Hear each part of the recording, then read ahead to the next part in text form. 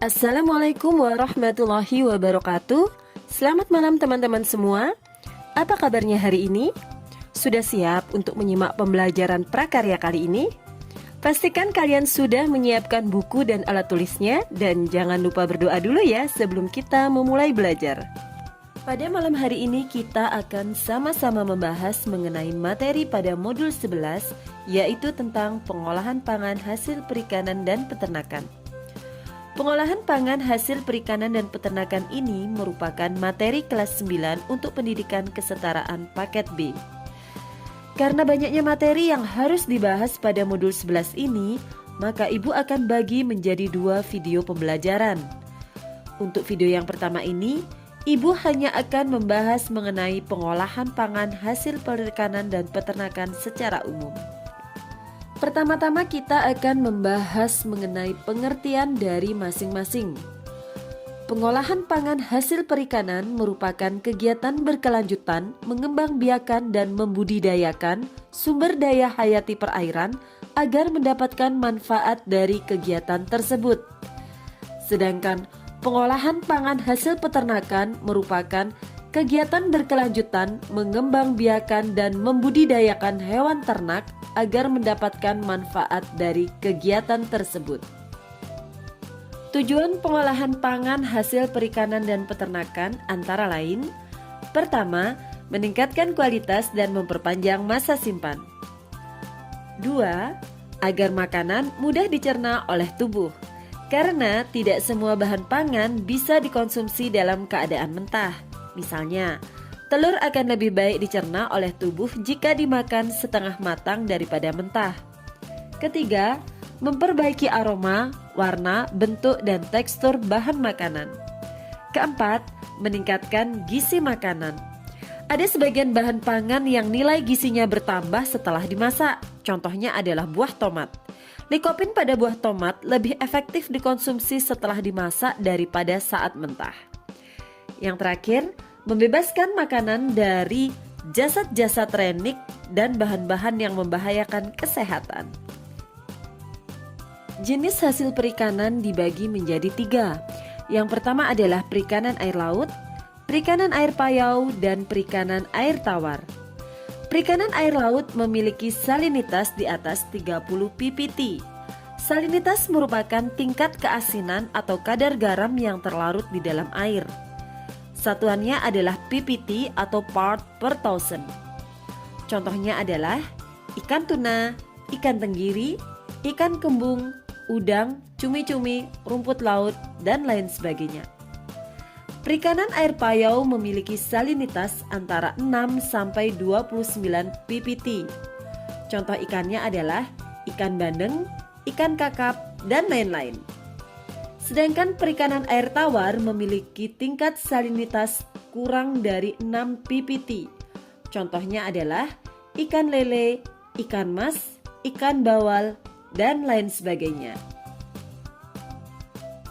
Sedangkan jenis hasil peternakan juga dibagi menjadi 3. Yang pertama adalah ternak ruminansia.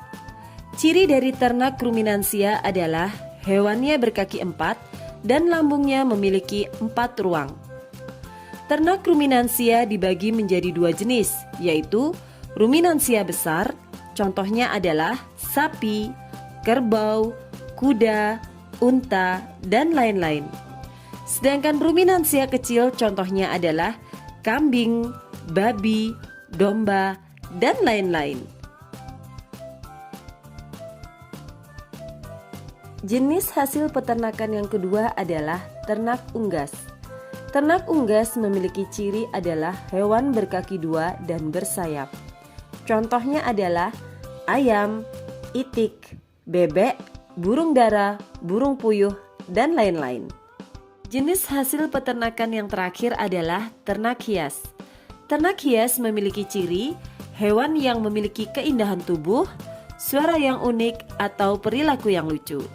Contohnya adalah ikan mas, kelinci, hamster, burung merpati, burung kicauan, dan lain sebagainya.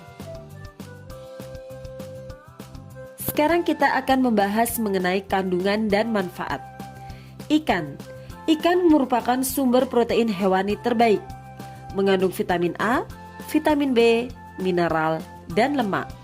Selain itu juga mengandung asam lemak, omega 3 dan omega 6. Daging ikan sangat mudah dicerna dan harganya jauh lebih murah. Ternak juga mengandung protein, lemak, vitamin, dan mineral. Selain bergizi, hewan ternak juga bisa dimanfaatkan tenaganya sebagai alat transportasi maupun untuk membajak sawah. Dalam pengolahan bahan pangan, baik perikanan maupun peternakan, ada beberapa hal yang perlu diperhatikan. Antara lain, 1. Keselamatan kerja. Keselamatan kerja merupakan perlindungan menyeluruh terhadap diri pribadi dan atau kelompok dari awal proses sampai dengan akhir proses di ruangan pengolahan makanan dari segala kemungkinan kecelakaan kerja yang dapat terjadi. Hal-hal yang perlu diperhatikan saat bekerja di ruang pengolahan atau dapur antara lain: pertama, memperhatikan pakaian yang digunakan. Pakaian kerja berlengan panjang berguna untuk mencegah luka bakar dari percikan masakan dan melindungi dari tumpahan cairan panas. Kemudian, tutup kepala yang sesuai melindungi dari kecelakaan yang bisa disebabkan oleh rambut yang panjang. Sepatu yang tertutup bisa melindungi kaki. Dan ikatlah celemek ke belakang atau masukkan tali pengikatnya ke dalam celemek agar tidak dapat masuk ke mesin. Kedua, mengoperasikan alat listrik dengan baik dan benar. Bacalah semua petunjuk penggunaan alat listrik saat pengoperasian pertama alat atau mesin baru. Putuskan hubungan listrik pada saat membersihkan atau memperbaiki peralatan mesin. Pada saat tercium bau gas, maka segera buka jendela untuk sirkulasi udara dan jangan nyalakan alat listrik atau api. Ketiga, mengikuti tata tertib dan aturan di ruang pengolahan makanan. Ikuti semua tata tertib dan aturan di ruang pengolahan makanan sebagai perlindungan terhadap diri sendiri maupun kelompok, juga standar keamanan ruang pengolahan. Yang kedua adalah penyajian dan kemasan. Penyajian merupakan langkah terakhir dari proses pengolahan ikan dan daging segar menjadi menu siap santap dengan rasa yang khas dari keunikan bumbu yang ditambahkan. Setelah makanan disajikan, selanjutnya untuk tujuan komersial kita bisa melakukan pengemasan dengan menggunakan kemasan yang menarik dan kemudian diberi label. Saat ini muncul berbagai macam kemasan yang menarik dan dapat dijadikan pembungkus makanan bagian luar.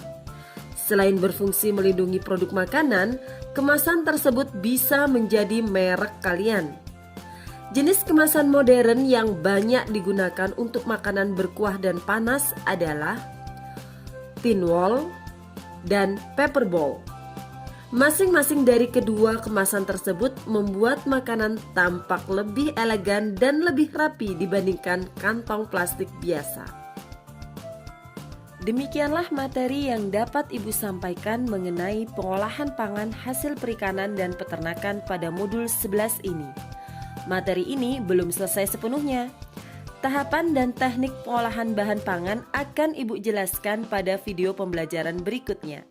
Mohon maaf apabila ada kata-kata dari Ibu yang kurang berkenan selama Ibu menyampaikan materi. Semoga materi yang Ibu sampaikan bisa bermanfaat untuk kita bersama. Sekian dan terima kasih, sampai jumpa pada materi berikutnya. Wassalamualaikum warahmatullahi wabarakatuh. Selamat malam teman-teman semua.